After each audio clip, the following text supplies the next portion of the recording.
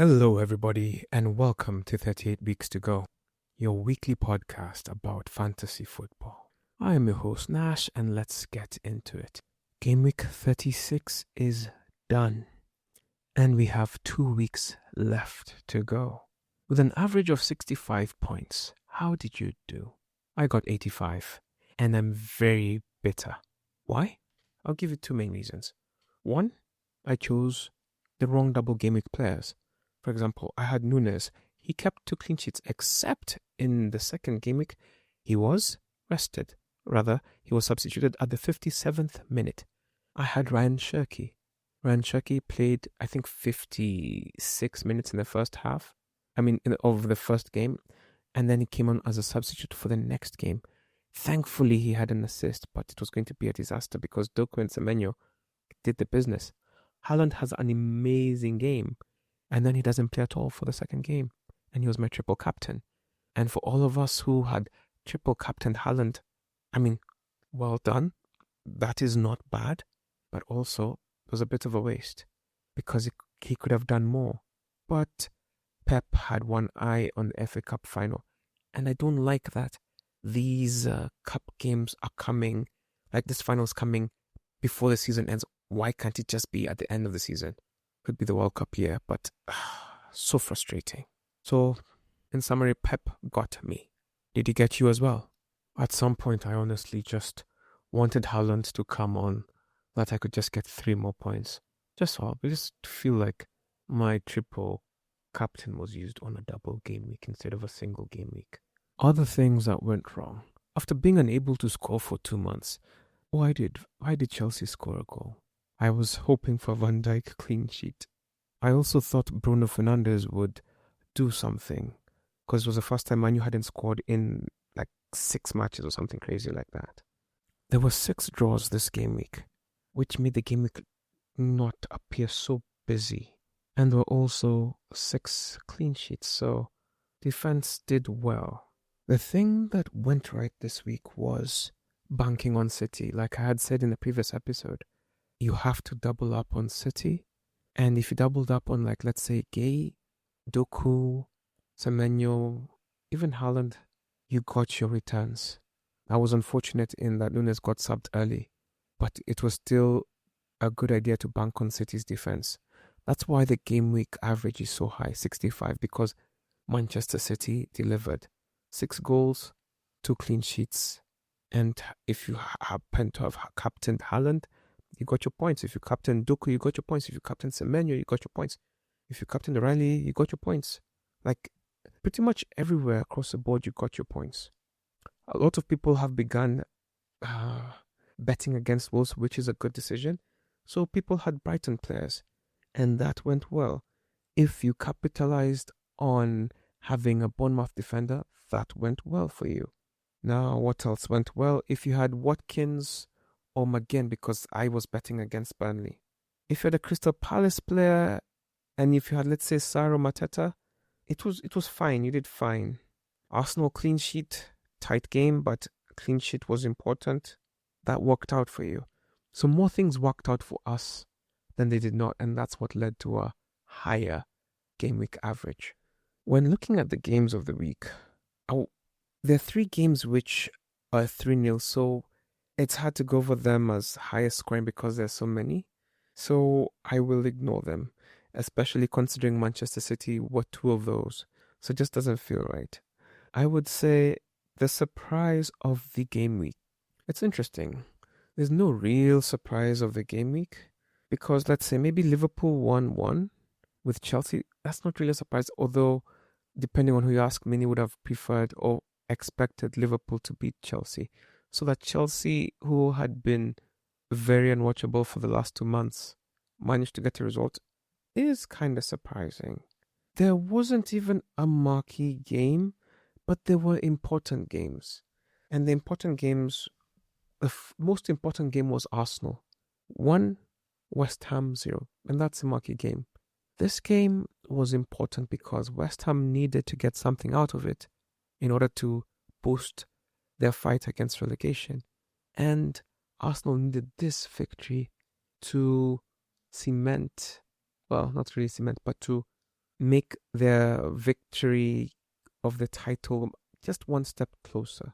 As things stand, Man City won both of their games, so the pressure is still on, and Arsenal needed to win. They left it late, and they did. Arteta seemed to have been very nervous in this one because playing Rice as a right back did not make any sense, but he corrected that. Trossard got the goal. Trossard has been low-key a really good Arsenal asset this season. He's quite impressive. Odegaard had the assist for Trossard's goal. There was a great chance for Mateus Fernandes to score, but he did not. That game could have ended 1-1, but it did not. And then they had a goal disallowed at the end, and it was rightfully disallowed, but everybody had problems with it because Arsenal have gotten away with a few similar calls over the season. But it's that kind of a thing where two wrongs don't make a right. They may have gotten away with those calls then, but it was just a foul. It was just a foul. The thing I was really happy about is that I did not bring in Gyokeres. I wanted to bring in Gyokeres because I thought Arsenal would be looking to score goals, and I thought he's been having a good end run of the season, so I thought having him would be good, but I said no. Burnley are playing Aston Villa, and I have to have Watkins and McGinn, and thankfully both of those players delivered. Trossard did not. Trossard did, but Gyokeres did not. Raya made at least 2 good saves, I remember, in this game. Gabriel got the 3 bonus points, Raya had 2, and Trossard had 1. At this point, it's just between West Ham and Tottenham for relegation. An all-London affair. I never thought those words would come out of my mouth at the beginning of the season. As we look at round points, in goal, Donnarumma, 14 points.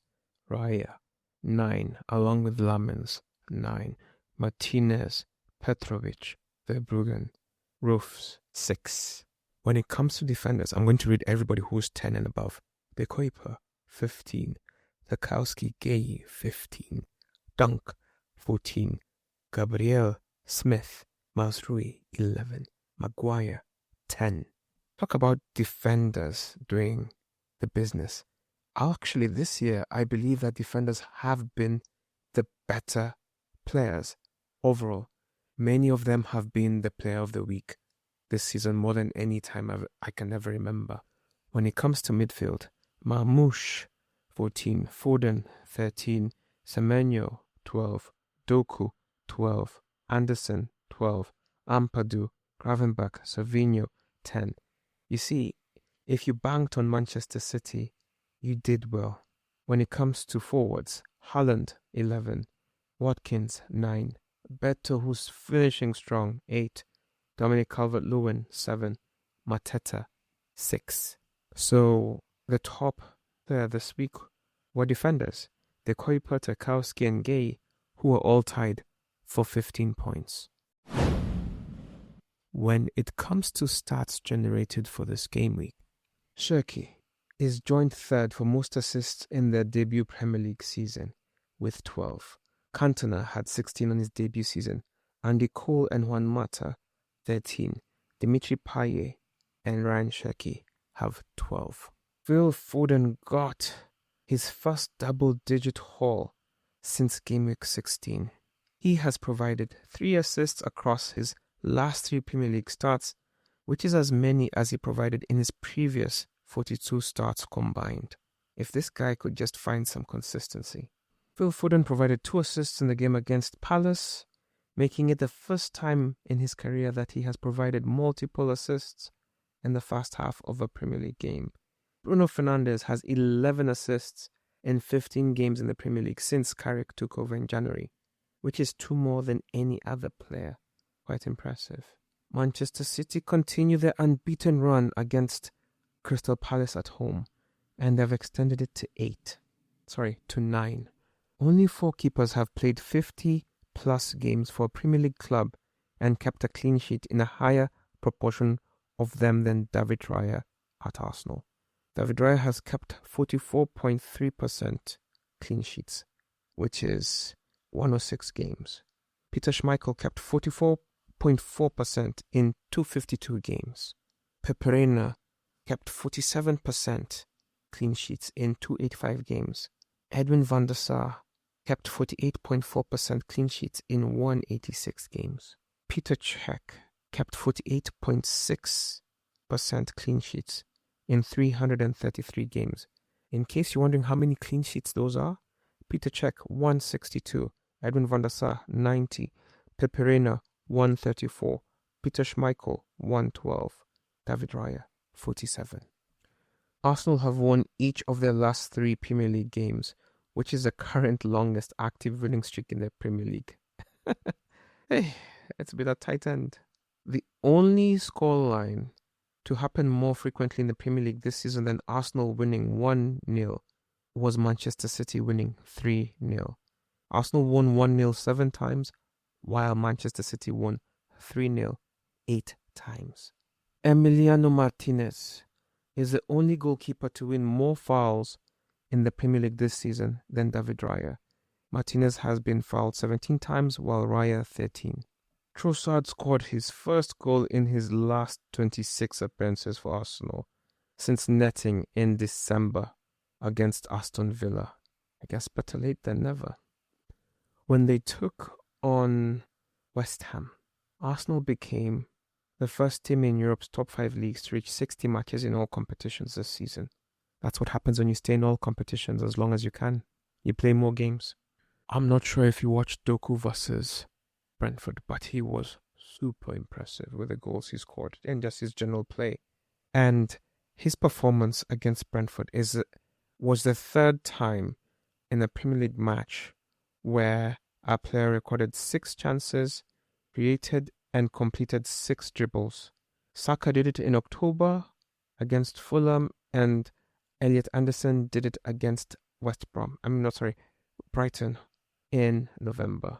He was a terror on the wing. Wolves are just the 2nd team after Sheffield United did it in 23-24 to lose against every other team in a single Premier League campaign. There have been 27 goalless draws in the Premier League this season, as many as there were in 23-24, which was 11, and 24-25, 16 combined. So games have been harder. With Ryan's current run and Junior Krupi's run in October, Bournemouth are the first team in the Premier League history to have 2 different teams score in 3+ consecutive matches. Fulham versus Bournemouth is the 2nd Premier League match to see both sides receive a first half red card this season after Manchester United versus Chelsea did it in September. It's the first time it's happened more than once in a top flight campaign since 2001-2002. Brighton scored twice in the opening 5 minutes of a Premier League game for the first time, while Hinchelwood's opener was their earliest ever goal in the competition at 35 seconds. Ryung Moha's assist for Ryan Gravenberch was the 55th goal either scored or assisted by a teenager in the Premier League this season. It is the most in a campaign since 06-07 when there were 58. Since the start of March, Chelsea and Liverpool have lost more games in all competitions than any other Premier League side. Wow. Chelsea have lost 9 while Liverpool have lost 7. When it comes to summer signings in the Premier League with 20 or more goal assists in the Premier League this season, it is João Pedro only. So you could say he's been a successful signing. In this game week in 2022, De Bruyne had 30 points, and as a triple captain, he had 90. By getting 3 bonus points this game week, Gabriel has finally crossed 200 points and he has 202 points overall. When it comes to DEFCON points, Botman had the most actions this week with 20. Tanaka from Leeds had 19. Damsgaard had 18. Jensen, Xhaka and Mosquera had 17 total actions each this week. Over 1.3 million managers used the triple captain chip this week, making it the most the triple captain has been used in this season so far. Out of the triple captains, 1.1 million triple captained Haaland. I was one of them. 79,000 triple captained Sheki. Sorry to you. 45,000 triple captained O'Reilly. Not too bad. Semenyo was triple captained by 39,000. Great call. Doku triple captained by 21,000. Great call. Basically, like I said last week, City players were the players to look at. When Watkins scored his goal against Burnley, it was the first time he had scored against Burnley in 4 years. The most selected player this week is Haaland. Most captained, Haaland. Most vice-captained, Bruno Fernandes. Now, when it comes to the top transfers in this week, a lot of people have Gyokeres, thinking the way I was thinking. 163,000 have brought him in. Doku, 142,000 have brought him in. Saka, 108,000 have brought him in. Saliba, 92,000 have brought him in. Tarkowski, 85,000 have brought him in. Top transfers out. Morgan Gibbs White, 187,000. The inconsistent Rodgers, 156,000. Semenyo, 97,000. Watkins, 93,000. Okafor, 85,000. Our defender was a top performer for 14 out of 38 game weeks. So, strikers are 5 game weeks and midfielders 17. So even if it has been a better return from defenders, midfielders are still king, even if it doesn't seem that obvious. The average of the game week was 65, but the highest was 145, and that belongs to manager's team name, Sticks and Jonestones. Clever name.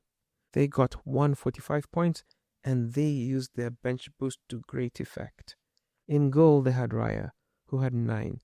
Gabriel had 11. Senesi, 8. Guehi, 15. Truffert, 9. Semenyo, 12. Gravenberg, 10. Fernandes, 3. Gyokeres, 2. Calvert-Lewin, 7. Haaland, captain, 22. Henderson, 3. Anthony, 7. Anderson, 12. Tarkowski, 15. Talk about a haul. This is a way to finish strong. In our group, the highest points belong to Luffy D, manager of Noblesse, and they too used their bench boost. In goal, they had Raya, who had 9. Truffert had 9. Stroik had 1. Gabriel, 11. Tavernier, 2. Semenyo, 12. Gross, 6. Cherki, 5. Bruno, 3. Dominic Calvert-Lewin, 7.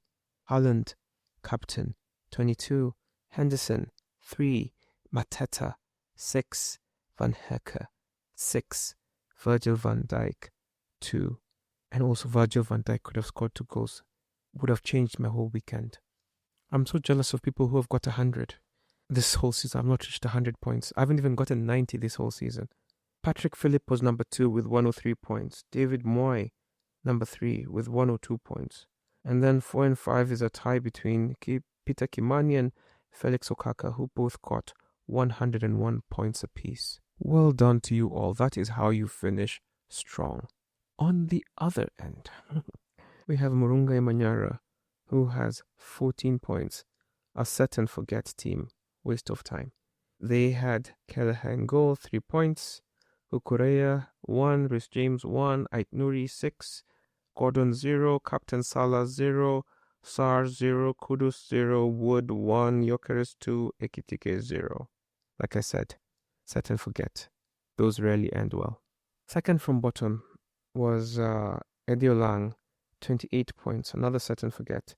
Nicolas Badia, 29 points. Dennis Kom, 30 points. And in fifth from bottom, Tatiana Mislenovic, who got 31 points this game week. So when it comes to points on the bench, it belongs to Mark Moura, manager of El Patron FC. They had a whopping 34 points on the bench. Roofs with 6. 15 from Tarkowski, 5 from Baleba, and 8 from Alderete. And they already had 90 points, so you can imagine how they could have benefited more from having these guys on the pitch. Control Alt Dele, 27 points on the bench. Prabin GC, 26 points on the bench. John Lucas, 25 points on the bench. Papi Chulo and Brian Murilla tied for 5th with 24 points on the bench. The team with the most goal scorers this week is a tie between Marquisio 007 with 5, along with Edwin Candie, who both had 5. The team with the best midfield belongs to Telvin Mudoga, whose midfield delivered 54 points this game week. When it comes to going forward, Mike Mutiri's defense had 54 points as well. It's not very common that we have both midfield and defense garnering 54 points apiece. Well done to both of you. The team with the most transfers made this week belongs to Victor Nyabola. Made 6 transfers this week. When it comes to good decision making, Telvin Mudoga gained 28 points from the transfers made. Aaron Mwindi, 27. Pablo Hernandez, 26. Keith Njagi, 19. George Outa and Control Alt Delhi tied for 18 points. Well done. When it comes to the other way, Mike Wow was better off not doing anything, and they lost 34 points, which is double number 2, who had 17 points lost. Architect Sadiq Suleiman, who's not had a great season, 14 points. Naim Ali, Ron Chisaka, Dennis Alubiri, and Franklin Asiema round up the bottom 5, and they lost 11 points, though 11 points was for the moves they made. Mike Mbogwa's team has the best team value at 106.3. After Guehi has led for most of the season, he's being overtaken at the end. The team on the other end is Angola Nayo Kijane Mama, 96.2. When it comes to the team with the most gains this game week, it belongs to Alan Muchangi and Mistaken, who have both gained 0.6 in their team value. Collins Kogi has dropped their team value by 1 million. And of course, we all know by now that means they've used their wildcard. And guess what? I was wrong. That's rare. They did not use they just lost that money. I guess they made that many transfers. Wow.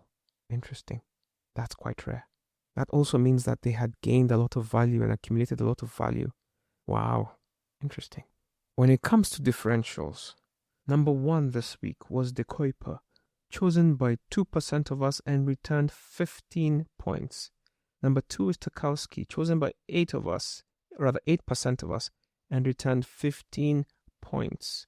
Following that is Mamouche, chosen by 1%, and 1% is just 1%, and returned 14 points. Donnarumma, chosen by 5% of us, and returned 14 points. Foden, chosen by 6% of us, returned 13 points. And those were the biggest differentials in our group this week.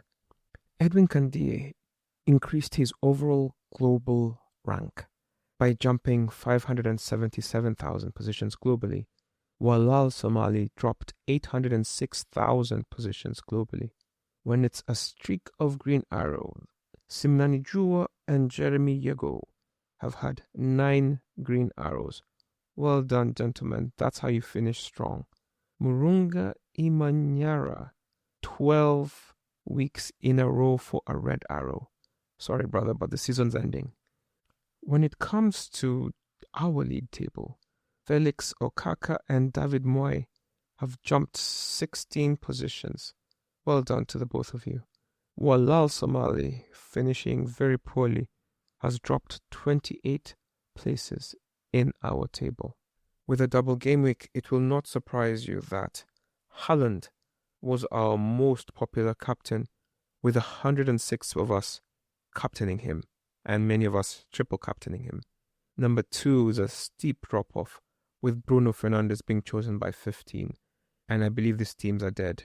Shirky, 13 managers chose them as captain. Semenyo was selected by 9. Thiago, chosen by 7.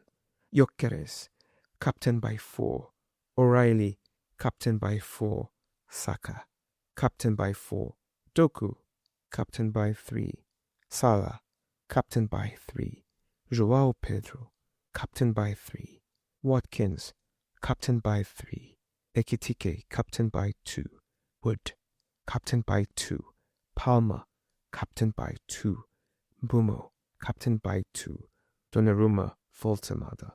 Bowen, Hudson-Odoi. Isak, Grealish, Foden, Gakpo, Raul, Sarr, Welbeck, Evan Nilsson, Rogers, Rice, and Gabriel, captained by 1.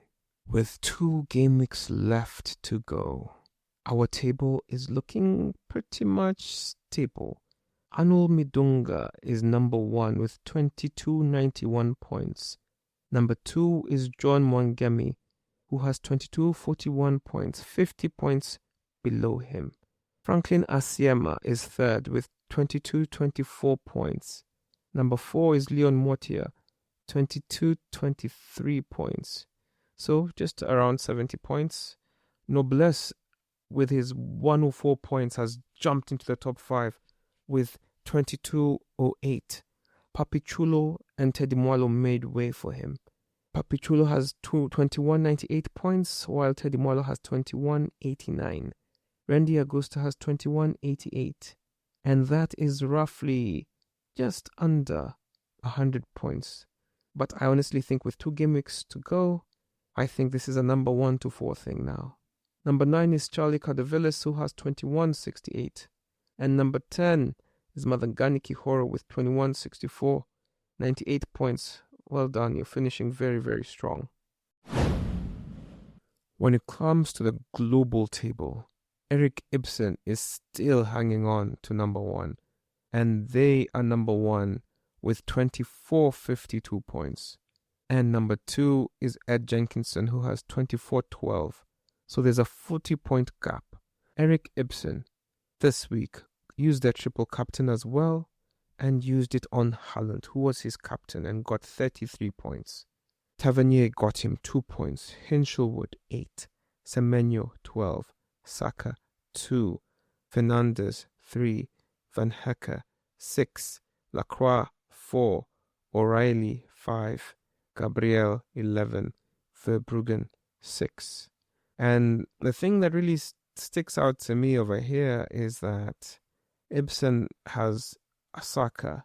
My thinking has been that in case it somehow ends up being a goal difference thing, Arsenal are going to be going out trying to score, and therefore having Saka or Gyokeres will be the way to go. And that's why you've seen Gyokeres jumping. A lot of people are thinking this because they've already brought in Manchester City players for the double game week, so they have them. And these two teams will be looking to score. So it's sound logic. Today is Thursday, and the game week ended yesterday. And the game week begins tomorrow. These days are tough, but let's go through it. Now, the game week kicks off tomorrow on Friday with Aston Villa taking on Liverpool. Both teams drew last time out, and both teams will be looking to do better. Aston Villa and Liverpool are fighting for Champions League positions, and they don't want to lose their position, so they'll be both looking to win because Bournemouth can catch them. And Bournemouth can catch the loser, and that's a lot of money to lose. So it is guaranteed that both teams will play this game out.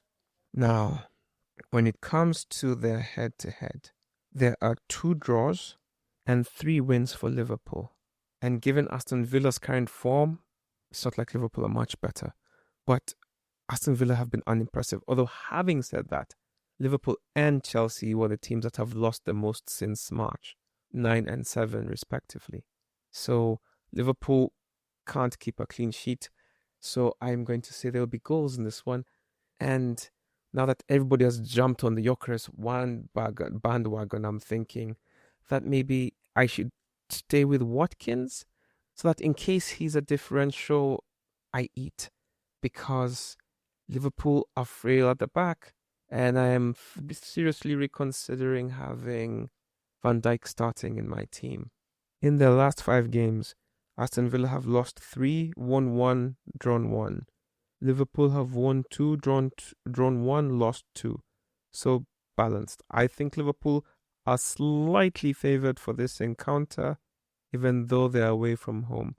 Aston Villa used to be a juggernaut at home, but that isn't the case anymore. So I expect this to be a better game than the 1-1 that was Liverpool versus Chelsea. If I was to choose players from Aston Villa, I would tell you Barkley, Watkins, and McGinn. And if I was to choose from Liverpool, I would say Szoboszlai, McAllister, and Gumoha. I want you to note that there will be no games played on Saturday. No games played on Saturday. Why? Because for whatever reason, the FA Cup final is on Saturday.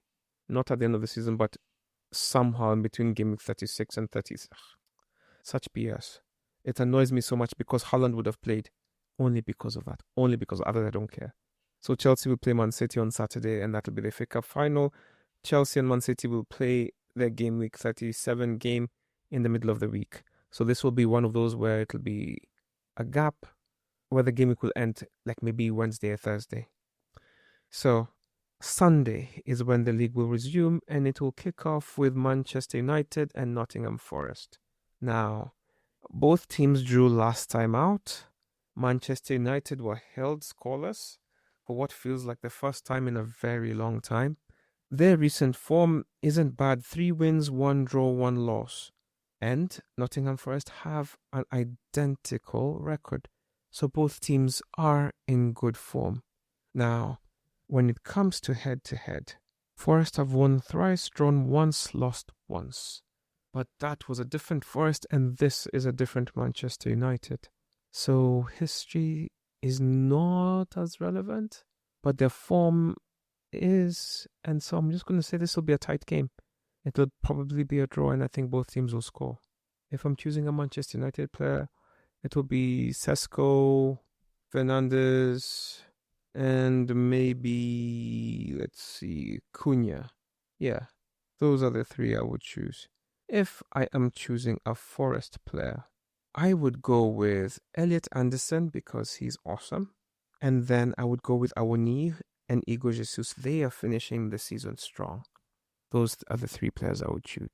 Brentford take on Crystal Palace. And it's quite interesting because both of these teams lost 3-0 to Manchester City. It's quite rare that your last game is the same opposition and an identical scoreline. Anyway, they were both hammered, 3-0. Crystal Palace have won 2, lost 2, drawn 1, while Brentford have lost 2, drawn 2, won 1. So the form is a little similar, even though Palace's is slightly better. Both lost to City, so there's no shame in that. One of the things to note is that Brentford have not lost to Crystal Palace at home. And Brentford are home. Their previous head-to-head have 2 wins apiece and 1 draw. So it's fairly even.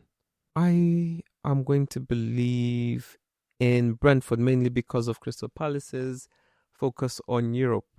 I think that they're not going to risk their better players, not just in this game, but in the next one as well, as they gear up for the conference final. And therefore, I will favor Brentford. And because I favor Brentford, I will say Thiago is a solid choice, Damsgaard, and Lewis Potter.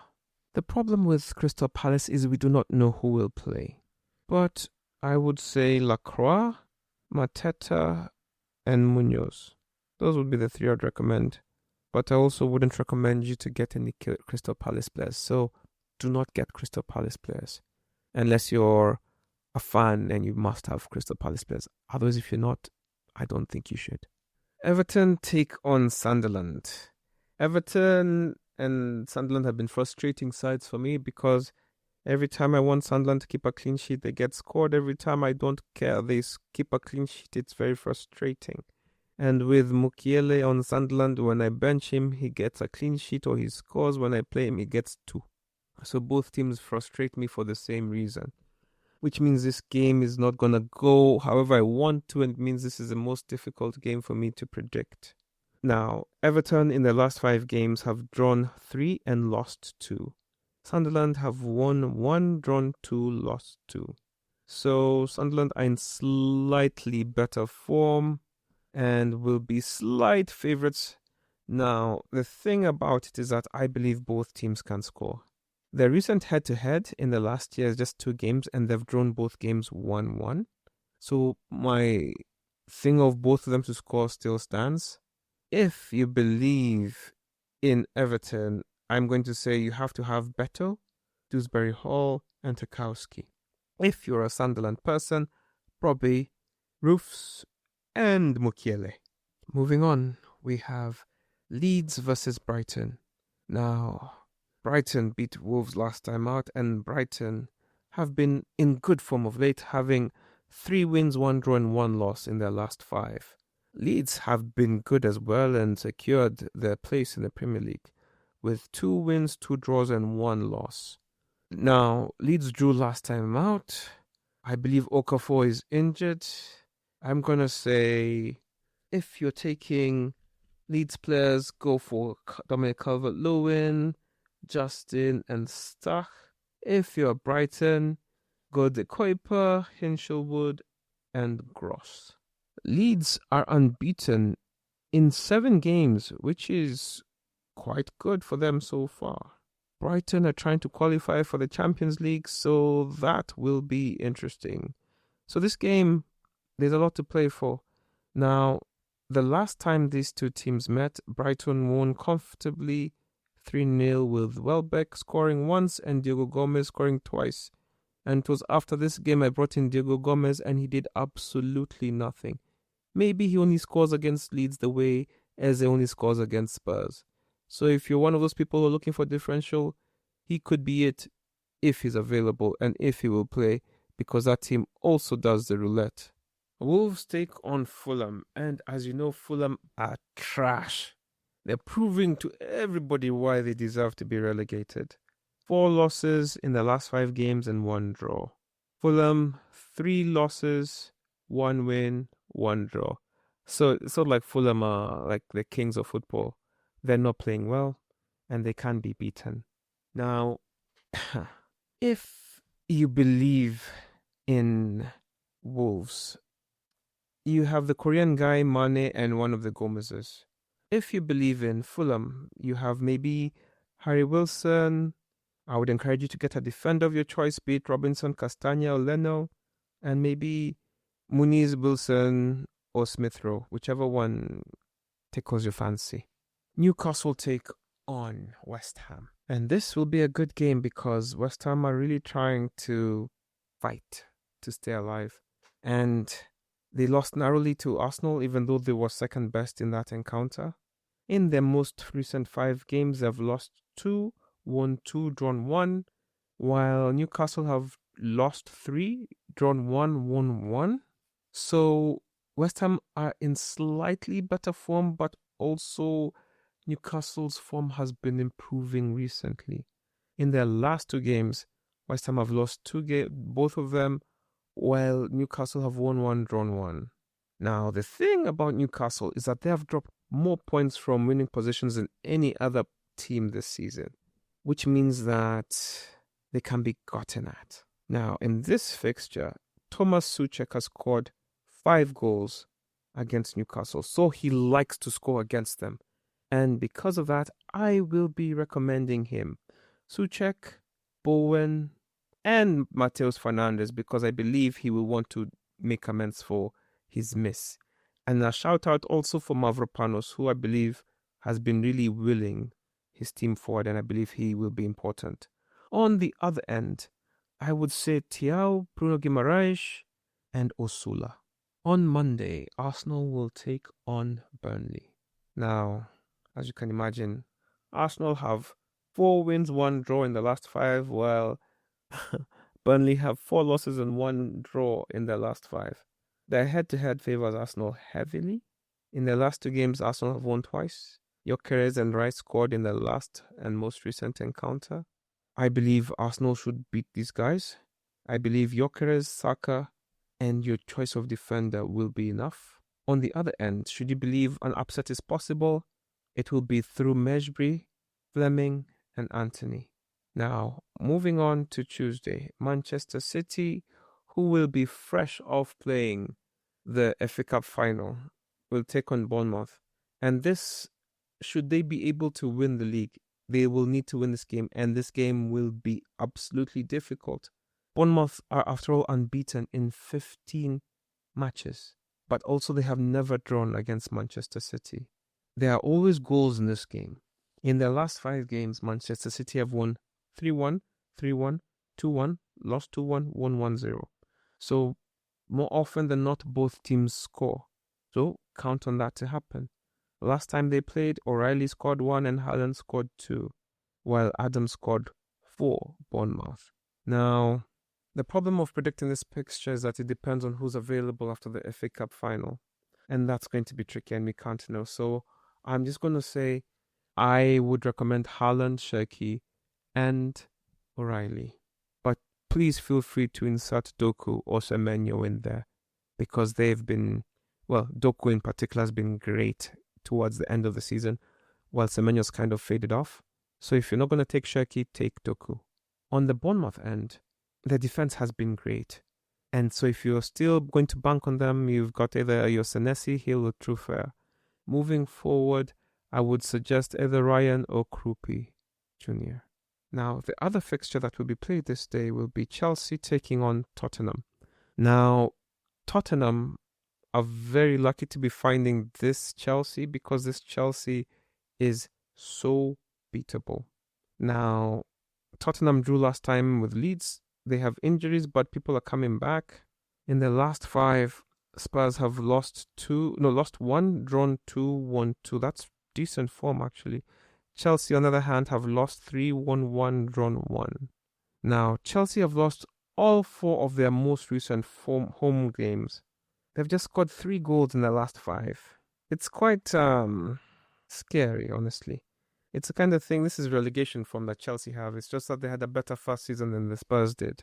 The head-to-head is kind of irrelevant because they've got 2 new people facing them. So I'm just going to say, if you believe in Chelsea, of course now with Chelsea and Manchester City, of course it just depends on who's available. But assuming all is well, I would say João Pedro, Enzo Fernandez, and Palmer are your best bets. If you're going to go with Tottenham, that is interesting. I would say Richarlison, Tell, and Pedro Porro. Those are the 3 I would recommend. Moving on to captaincy. In the Aston Villa versus Liverpool game, I'm not sure I would choose a captain. But let's say, if I'm choosing from Aston Villa, I would say Watkins. If I'm choosing from Liverpool, I would say Szoboszlai. It's a big game. He might show up. Man United take on Forest. I would say Bruno Fernandes. And for Nottingham Forest, I would say Igor Jesus or Elliot Anderson. Brentford versus Crystal Palace, I would say Igor, Thiago, or Mateta. Everton versus Sunderland, I would say Tarkowski and Brobby. Leeds, Dominic Calvert-Lewin. Brighton, honestly, it's your pick. If you want to go for Hinshelwood, you can. If you want to go for Mr. Welbeck, you can. Diego Gomez was a shout-out there at the time. Minte or Mitoma, or even Gross. I mean, Brighton is like Bournemouth. They're options and you just never know who will perform on the day. I've already said Dominic Calvert-Lewin for Leeds. Wolves versus Fulham. Maybe Muniz will score, or maybe Wilson. Newcastle versus West Ham. Souček be an unlikely captain, but he has a good record against this team. If not him, Bowen. On the Newcastle end, Bruno Guimaraes or Osula. Arsenal versus Burnley, you have options. You can go forward, Gyokeres or Saka, or back with your either your Raya or your Gabriel. Bournemouth versus Manchester City, Haaland. But if you choose Doku, I wouldn't hold it against you, or Cherki.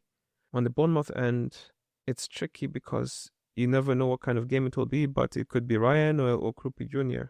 Chelsea versus Spurs, don't even choose a captain from this game, but if you must, João Pedro or Palma. I don't choose Palma. Let's say João Pedro. On the Spurs end, I would say Tell, but also don't choose a captain from this game. And with that, can you believe we will have one game week? The season is almost at its end.